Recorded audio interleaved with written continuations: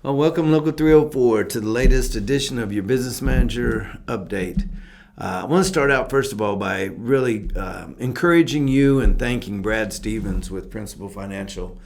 I know we've talked about him before, but we've had a long-term relationship with him. He approached the executive board about becoming our financial advisor, if you will, for our members, and he's up to date on all the summary plan descriptions for both Kansas Gas Service and for Evergy, and then also understands NEEP and NEBF well enough to be able to help you into retirement. There's a lot of one-time decisions you have to make at time of retirement, and so he's an expert for that.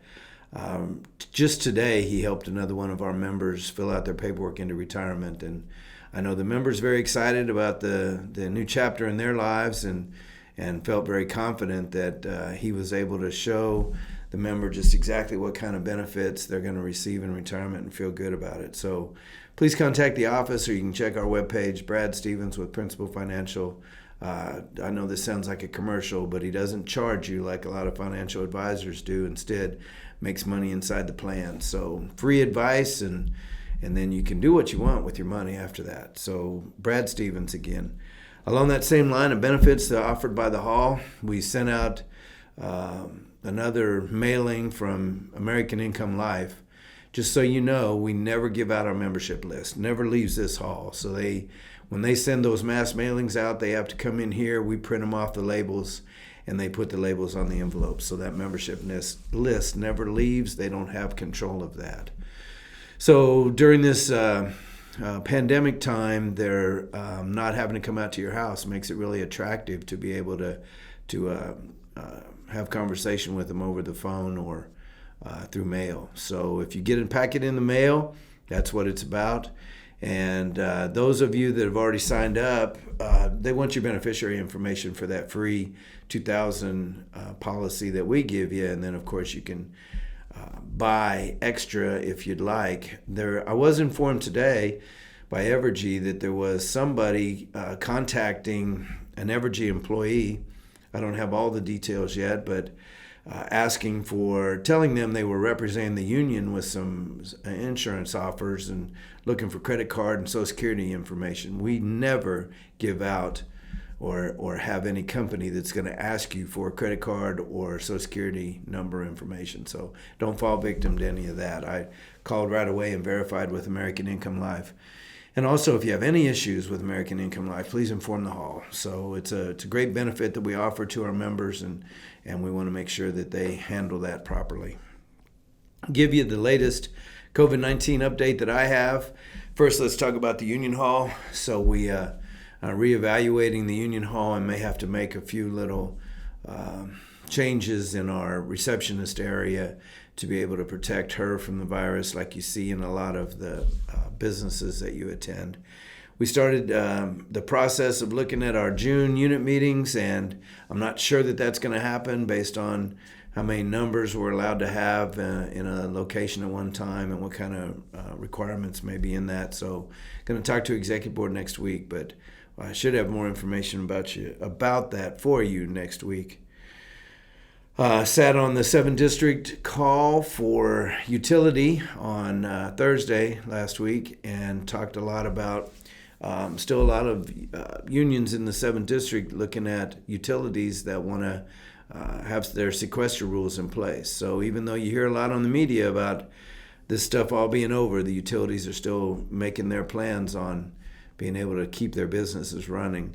Another big topic that was discussed was medical releases. So if companies are making you take a test and they want to see that information, you need to make sure that you are giving them the availability to have that information, but nothing else. So the medical release should be limited just to the COVID-19 test. We also talked a lot about the concerns from our members about personal travel. And so I've been doing some more digging into that, looking at the legalities of some of that stuff. And, these are unprecedented times. And so there's a lot that is not as usual as what we can deal with on a daily basis outside of this virus time.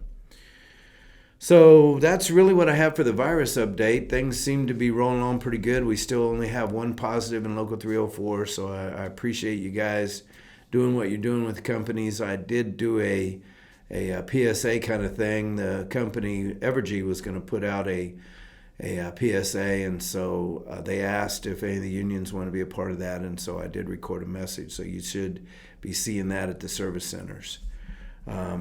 We here at Local 304 are going to do a food distribution along with Local 226.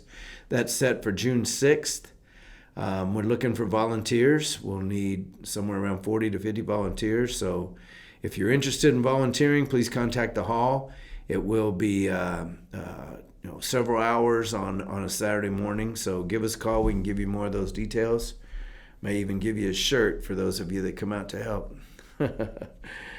This is Memorial Weekend, so I want to take the time to thank all the veterans that paid the ultimate sacrifice for us to have our freedoms.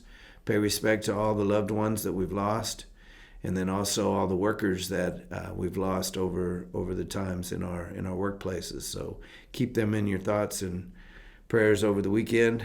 And I did a little investigation on this day in labor history, and there was 3 events that I thought were noteworthy. One being that in 1969 was the first teacher strike, and when you look at the details, it looks like exactly the same stuff where teachers are still faced with today, with overcrowding in schools and being able to do their jobs right with their wages. That was a strike that lasted for 3 days back in 1969 in Chicago. Also in 1920, a very important date, that the Civil Service Retirement Act was passed, and that's what got federal employees a defined pension benefit. And then lastly, in 1942, the Congress of Industrial Organizations, the organizing committee for the steelworkers was dissolved in 1942 and was immediately replaced by the United Steelworkers of America. So that was the formation of the United Steelworkers of America in 1942.